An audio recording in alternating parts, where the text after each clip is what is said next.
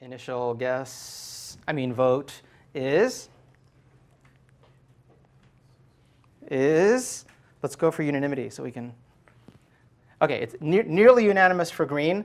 And yet, that's, in this case, it does not depend on the value of for kids. If these things are actually declared as scopes, then no queries are actually going to happen until someone tries to consume the value. Now, I have to confess that I did not look into how each is implemented on so what's the value of m here? It's basically a proxy object, right? It's an object that is able to handle this query.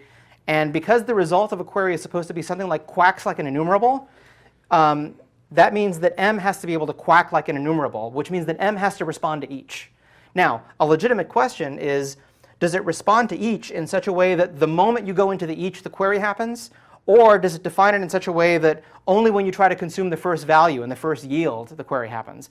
I don't actually know the answer to that, and I didn't have time before lecture to go digging into the Rails source code. But in principle, we ought to even be able to answer the question, does the query happen in line 6 as soon as we call each? Or does it only happen in line 7 because it happens the first time you try to yield a value from the result of the query? I don't actually know. It would be a great project if somebody wanted to find out, and you won't get partial credit for doing it.